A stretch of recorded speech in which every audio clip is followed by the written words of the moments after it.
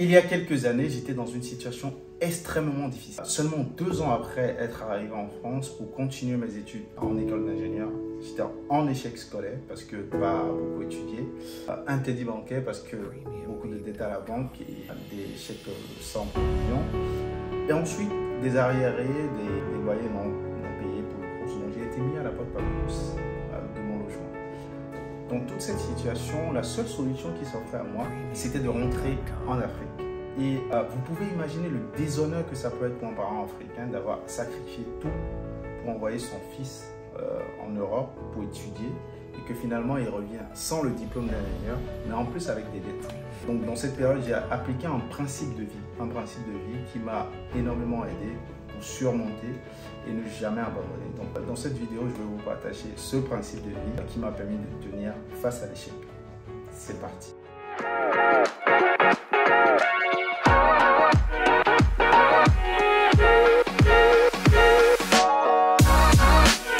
Salut à toi, si tu me découvres pour la première fois, je suis Ariel Aboudjoué, ingénieur logiciel et entrepreneur sur le continent africain depuis quelques années maintenant. Sur cette chaîne, je parle de développement personnel, investissement et entrepreneuriat, principalement vers le continent africain. Si ce sont des thématiques qui te parlent, n'hésite pas à t'abonner, à liker mes vidéos et surtout à activer la cloche de notification pour ne rater aucune de mes prochaines vidéos. C'est parti. Le principe de vie que nous allons voir aujourd'hui, c'est un principe de vie que je ne connaissais pas à l'époque. On va l'appeler le principe du focus positif. Alors, principe du focus positif. On va l'appeler comme ça. En fait, en étudiant la psychologie humaine ces dernières années, j'ai compris finalement que c'était ce principe que j'avais appliqué à moi-même, sans le savoir à cette époque. Et c'est ça qui m'a permis de tenir dans la durée et de sortir de cette situation. Donc, je vais vous expliquer étape par étape comment j'ai fait pour sortir de cette situation. Déjà, le principe, et vous allez comprendre. Alors, ce qui se passe, c'est que dans la vie en général, on fait tous face à une situation, à un fait qui arrive. Donc, aujourd'hui, je vais prendre comme exemple le fait comme vous arrivez demain et votre patron vous dit vous êtes licencié. On n'a plus besoin de vous et vous arrêtez aujourd'hui et dès la fin du mois, votre contrat, il s'arrête. Donc ça, c'est un fait, c'est une situation. C'est un fait. On va dire, c'est un fait qui... C'est un fait. Situation. Donc, on va prendre 2 personnes différentes. On va prendre Ariel, qui est là. Et ensuite, on va prendre quelqu'un d'autre qu'on va appeler X. Donc là, on a Ariel et on a X, qui sont face au même fait. Donc, dans différentes entreprises, ils ont la même situation qui leur arrive. Donc, qu'est-ce qui se passe dans le principe du focus? C'est-à-dire que les deux vont être focus sur le fait. C'est sûr. Les deux vont être focus sur le fait. Donc, on vient de leur annoncer ce qui se passe. Sauf que quand on est dans une situation, quand il y a quelque chose qui se passe, on a toujours le côté positif et le côté négatif. Et c'est là que tout change, parce que chacun d'eux choisit sur quoi il va être focus. Donc, on va dire X, il se focalise sur la partie négative de la situation. Il se focalise là-dessus. Ariel, il se focalise sur la partie positive. Il se dit, il garde le positif de la situation. Et qu'est-ce qui va se passer quand Ariel se focalise sur la partie positive de la situation? Ça va créer chez Ariel une croyance qu'est la foi. Retenez bien ce que je dis. Ça va créer chez Ariel une croyance qu'est la foi. Et comme X se concentre sur un fait, sur la partie négative du fait, ça va créer chez X la croyance du doute. Oui, je ne suis pas bon, peut-être que ça ne va pas, je ne suis pas doué, chez Ariel c'est ok, bon, on m'a renvoyé, j'ai mes compétences, j'ai le temps de chercher un nouveau boulot, j'ai encore jusqu'à la fin du mois, ce que je dois faire c'est revoir mon CV, donc la croyance, foi et la croyance doute. Qu'est-ce qui se passe à ce moment? C'est là que tout change en fait. C'est que la croyance de Ariel va générer ce qu'on appelle des émotions chez Ariel. Et quelle émotion qui génère quand on a la foi? C'est une émotion qu'on appelle l'anticipation.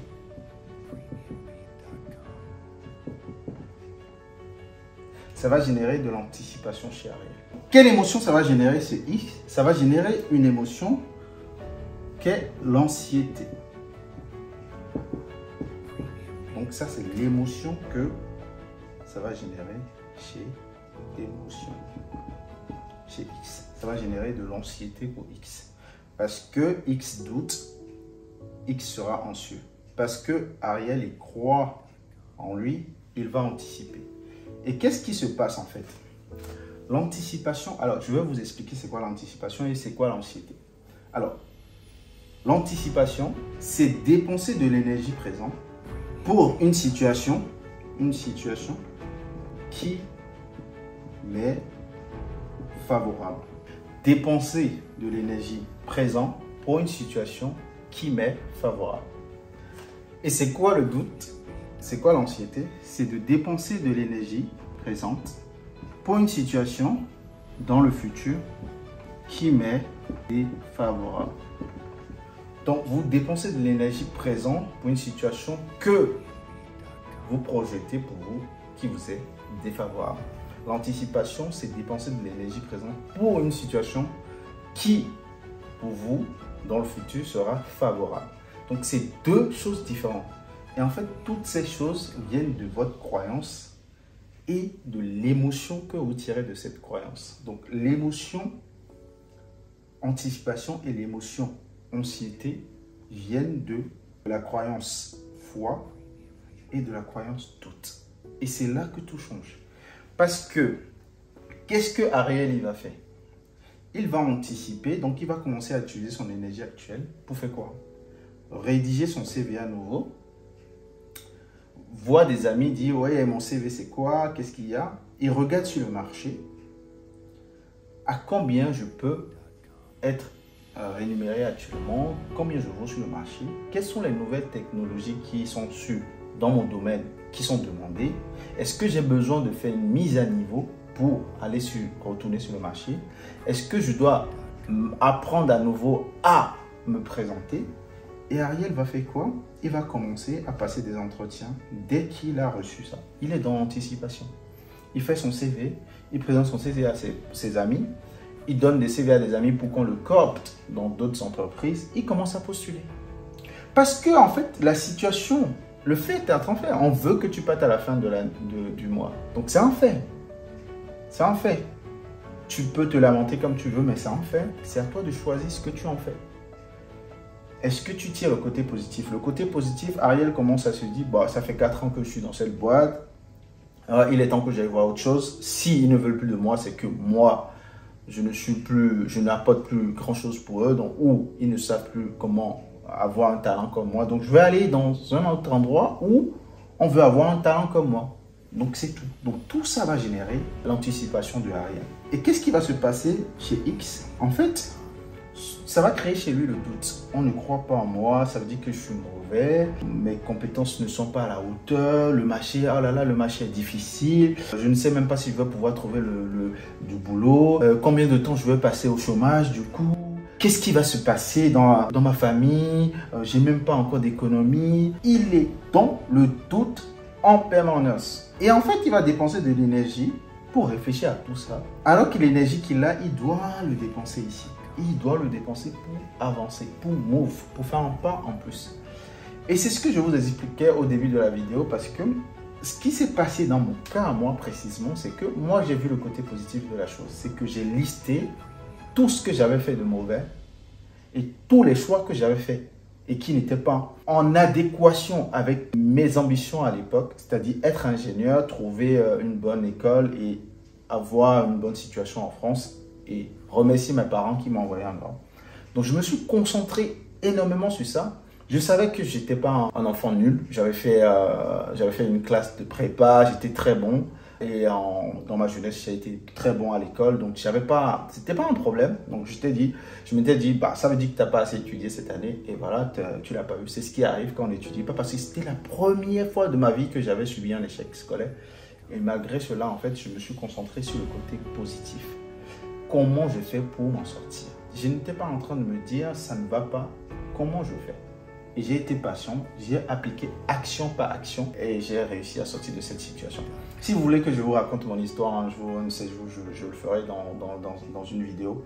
Mais retenez bien ceci, ce qui est le plus important, c'est que votre croyance va générer des émotions chez vous. Et les émotions là vont déterminer les choix que vous allez faire.